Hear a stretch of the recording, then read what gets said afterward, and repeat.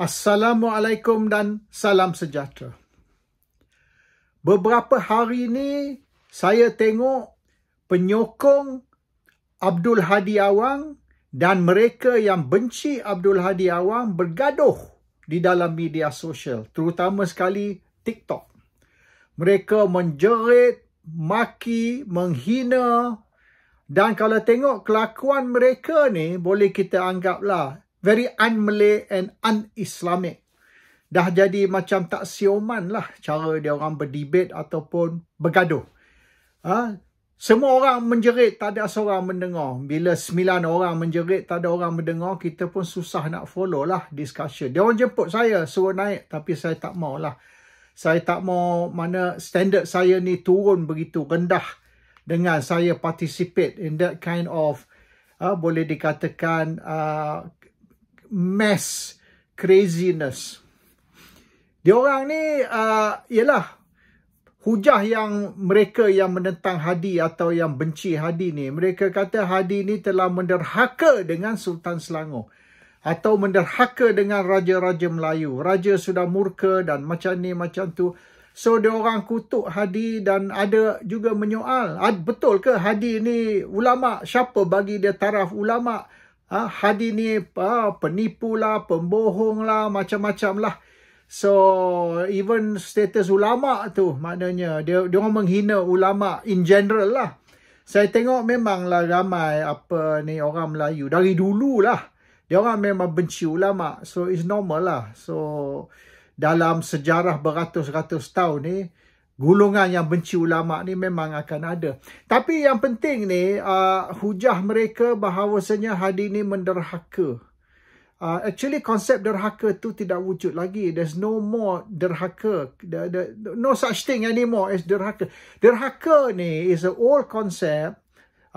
Bukan saja di Malaysia, tapi di negara-negara lain macam di England, di France, di Germany, di merata dunia, kecuali di Amerika, sebab Amerika tidak pernah ada raja ataupun king. So negara lain, negara lama lah, Amerika ni boleh dianggap sebagai new nation. And derhaka ni is actually treason, treason against the king.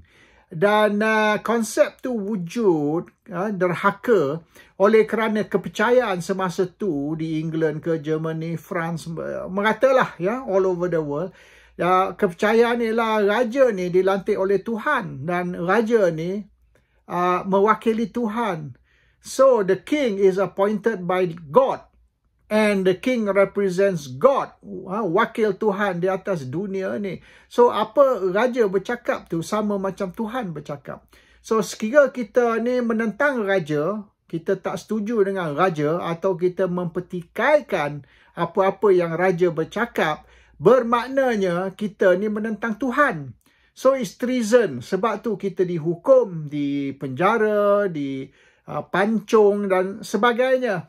Because to go against the king is the same as going against God. Tapi sekarang ni kita sudah tak percayalah yang raja ni dilantik oleh Tuhan dan mewakili Tuhan. So the concept of derhaka tidak wujud. Dan di dalam Islam also menentang pemimpin baik khalifah, kecuali ialah menentang Nabi tu cerita lain lah. Tapi kalau kita menentang khalif lah, kita ada 4 khalif, misalnya Abu Bakar, Umar, Osman dan Ali lah, the 4 companions of the Prophet, 4 sahabat Nabi. So itu pun tidak menderhaka sebab selepas Abu Bakar, Umar ambil alih sebagai khalif yang kedua, ada tentangan, ada rakyat Mekah, rakyat Medina yang tentang, dan mereka rasa sepatutnya khalif nombor 2 ni datang dari Medina. Sebab khalif yang pertama ni sudah datang dari Mekah. So let the second one be Medina. Sebab apa? Omar. So Omar disoal, bagaimana kita tahu yang awak ni akan menjadi pemimpin yang adil? Dan Omar, jawapan Omar, dia ambil keluar pedang dia, he took out his sword, dia letak pedang dia depan, dia kata, sekiranya saya menyeleweng, saya tidak menjalankan tugas, ataupun tidak melaksanakan hukum Allah, ambil pedang ni pancung kepala saya. So Omar said, take my sword. Dia ambil pedang, dia letak depan tu, dia kata, take my sword and pancung kepala saya sekira saya ni tidak menjalankan tanggungjawab atau tugas atau melanggar hukum Allah. So companion Prophet Muhammad, Omar is one of the 4 companions, one of the 4 sahabat Nabi. Dia kata nothing wrong kalau kita tentang khalifah atau pemimpin. Dan kalau betul lah khalifah atau pemimpin tu menyeleweng atau tidak menjalankan tugas atau hukum Allah, pancung. Take my own sword and pancung me. So, ajaran Islam is bukan penderhakaan atau menderhaka kita menentang pemimpin. In fact, pemimpin boleh ditegur. Dan Umar ditegur sebelum dia jadi khalif. Dan itu jawapan dia. So, under Islam, there's no such thing as treason lah.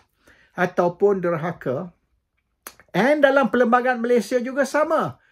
Dalam perlembagaan Malaysia, there's no concept of treason. Dia tidak kata sekiranya kita menentang kerajaan atau Perdana Menteri atau kita menentang raja-raja Melayu, maka ini act of treason and punishable, tak ada. So baik whether is under Islamic concept ataupun under the secular punya perlembagaan, iaitu perlembagaan Malaysia, tidak ada reference, tidak ada sebut bahawa kita menentang pemimpin, menentang raja, menentang siapa sekalipun at the top, bahawasanya ini ialah tindakan derhaka, treason, dan boleh kita tu. So yalah, the issue between Hadi dan Duli Yang Mahamulia Sultan Selangor ni is a very complex issue lah. Because Sultan Selangor ni murka. He's not happy with the article yang ditulis oleh Tok Guru Abdul Hadi Awang.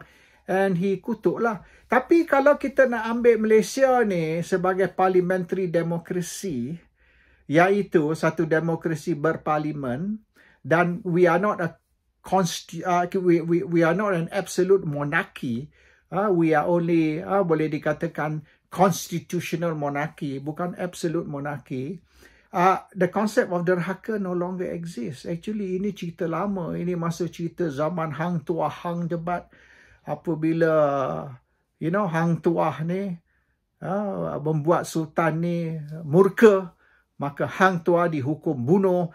All that is the old stories lah. And, in modern Malaysia, iaitu Malaysia tahun 48, semenjak 48, iaitu the creation of the Federation of Malay, Persekutuan Tanah Melayu, dan 57, the creation of an independent Persekutuan Tanah Melayu, Tanah Melayu yang telah merdeka dari takluk British. These old concepts no longer apply. In fact, kalau kita bacalah betul-betul perlembagaan Malaysia, tak ada reference kepada Sedition Act ada. Sedition is a different concept. But sedition ni is kalau kita timbulkan apa-apa kenyataan atau tindakan tu yang menyebabkan orang marah. Termasuk juga kita ni sentuh isu Islam ke, isu Buddhis, isu Kristian, dan isu sekolah Cina misalnya. It's also sedition lah. Itu bukan reserve untuk raja-raja. Anyhow, that is the issue. So saya dijemput untuk participate. Yalah, Sultan Selangor tu sepupu saya. Jadi dia orang nak dapat pandangan saya. I have given my opinion. Saya dah lama dulu saya dah cakap lah tentang ni. You see, the problem with Malays are very emotional and irrational. Bila Melayu ni emotional dan irrational tentang Islam ni, kalau kita bercakap tentang Islam, dan isu Sultan Selangor ni is more the issue of Islam, sebab Sultan Selangor ni dikatakan ketua agama. So dengan kita menentang ataupun kita mengkritik sultan-sultan, mana-mana satu sultan, sama macam kita kritik ketua Islam. So it's not so much related to sultan but related to Islam. So Melayu ni you tak boleh nak adakan discussion, discourse ataupun debate tentang agama. The Malays are very emotional and irrational. Bila dia orang bercakap pasal agama tu, dah otak dia orang dah tak sioman dah. They are not sane anymore. They're very insane the way they discuss. So I avoid talking to Malays about Islam, about apa. Sebab Melayu ni, dia orang nampak Islam ni, dia guna blinkers tau. They use blinkers. Dia orang nampak a very narrow perspective of Islam. They don't see a broad perspective. Tapi dia orang kata, Kita kena ikut sunnah Nabi, hadis Nabi, tak boleh ikut Quran sahaja. Tapi kalau betul-betul kita study sunnah Nabi dan hadis Nabi, banyak pendapat, banyak opinion orang Melayu ni tak betul. Lari tau dari ajaran Islam. So we just leave the Malays to themselves. Dia orang rasa macam tu lah. Kalau dia rasa dia betul, lantaklah engkau betul lah. Kita tak payah maknanya correct them in their perspective. Because dia orang akan, sampai dia orang ke kubur, dia orang akan pegang that belief. Dia orang punya pendapat, dia orang tidak akan ubah. And kalau you kata you salah, they get very emotional. Dia menjerit lah, dia maki lah, dia mencarut. Banyak mencarut. Last 2 days saya tengok. Tak habis-habis mencarut. Tapi dia kata Melayu Islam. Tapi dia orang punya, boleh dikatakan, cara dia orang bercakap, cara dia orang tu, the way they behave is very un-Islamic, very un-Malay. Anyhow, yang hari ni saya nak cakap actually not so much on that. But I thought I have to comment lah. Sebab banyak sangat ni bergaduh Melayu dengan Melayu. Yang interesting ni Melayu dengan Melayu gaduh. Orang bukan Melayu tengok je. The non-Malays will look. The Malays are fighting among the Malays. And I think the non-Malays can see that the Malays are very divided. Very, very divided. Maknanya Melayu ni memang tidak ada perpaduan. Dan saya tak nampak 20 ke 30 tahun akan datang Melayu ni akan bersatu. It's never going to happen. And that is a problem lah. Malays and unity do not come together. You don't use the word Malays and unity in the same sentence. Tak ada. Malays, unity, tak serasi. It doesn't go together. So the Malays will continue to be divided. In the meantime, because the Malays are divided, the Malays will no longer be the dominant political force. Melayu tidak akan menakluk politik Malaysia. The Malays now akan jadi penumpang. In the past, the Malays were the leaders in the political arena, but the Malays are no longer the leaders. The Malays are followers. And even misalnya Perikatan Nasional, how united they may be, PAS bersatu misalnya, tapi they don't have the majority. Dan Perikatan Nasional tak akan memerintah sehingga bukan Melayu, bukan Islam membenar mereka memerintah. As long as the non-Malays, non-Muslims do not allow perikatan iaitu PAS and bersatu untuk memerintah, they will never memerintah.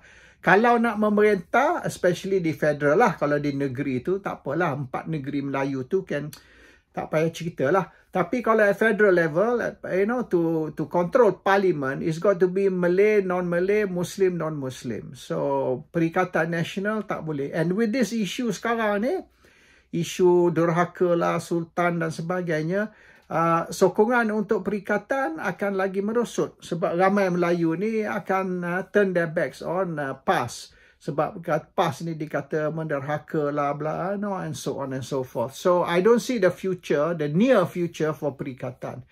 Especially PRU 16, PRU 17, I'm not sure. PRU 18 ke PRU 20, tak tahulah. Saya pun mungkin dah tak ada dah masa tu. I might not be around, umur saya dah 74 by the next PRU tu. Mungkin saya boleh 1 PRU lagi ke, insyaAllah 2 lagi, Alhamdulillah. Tapi saya tak nampak PRU 18, 19, 20 saya masih akan ada lah. So that's for the future, not for me to worry about. Tapi yang saya tengok ni, bersatu pun cannot be an asset to perikatan. You see, bersatu baru pindah perlembagaan parti mereka. Dan perlembagaan parti mereka ni untuk nak sekat wakil rakyat bersatu untuk nak berpaling tadah ataupun untuk nak betray the party. So far 6 wakil rakyat iaitu ahli parlimen bersatu, so far yang Adun ni state assemblyman belum lagi lah. Tapi kalau berlaku hang parlimen dekat state level, mungkin orang bersatu pun akan lari untuk nak bentuk kerajaan bersama the other side. So the problem is, bersatu ni terpaksa pindah perlembagaan untuk nak menyekat wakil rakyat mereka, baik ahli parlimen ke apa, untuk nak berpaling tadah. So this new law ataupun this amendment to the constitution is kerana bersatu ni tak boleh percaya wakil rakyat mereka sendiri. So it's very difficult. When your own party don't trust its leaders, bermaknanya parti ni tidak percaya pemimpin mereka sendiri especially wakil rakyat, dan mereka rasa wakil rakyat ni perlu dikunci, diikat supaya mereka tak boleh lari, bermaknanya ada bersatu leaders ataupun ada bersatu punya wakil rakyat tak boleh dipercayai, cannot be trusted. Sampai parti terpaksa keluarkan peraturan, undang-undang untuk kunci mereka, untuk ikat mereka supaya mereka tak lagi. Ini macam kes dululah masa zaman British dulu. Zaman British dulu, dia orang buka ni Chinese New Village, kampung baru Cina. So ini yang jadi kontroversi baru ni, kampung baru Cina, dia orang nak suruh diletak di bawah warisan, you know, and all that, UNESCO and all. So kampung baru Cina ni is basically sebab British tak percaya Cina. British don't trust the Chinese. Jadi Cina ni siang dia sokong kerajaan, malam dia sokong komunis. So oleh kerana siang Cina sokong kerajaan, malam Cina sokong komunis, maka malam British kunci Cina dalam kampung baru. So siang you boleh keluar. You nak menyaga, you nak cucuk tanam, you want to go and plant vegetables, you want to go and do trading. Okay, siang. Malam kunci. Jangan bagi Cina keluar. Sebab malam tu dia orang akan sokong komunis. Whether sokong komunis sukarela ke ataupun terpaksa is beside the point. So untuk nak elak Cina sokong komunis, kunci mereka malam. So we don't trust the Chinese. Chinese ni dia main dua belah. Chinese ni play both sides. Dengan kerajaan pun dia orang ni, dengan komunis pun dia orang. So sama bersatu ni. So bersatu ni dia macam kurung Cina dalam kampung baru Cina, Chinese New Village. So kita tak percaya. We don't trust our own leaders. We don't trust our own wakil rakyat. Pemimpin-pemimpin dan wakil rakyat bersatu ni tak boleh dipercayai.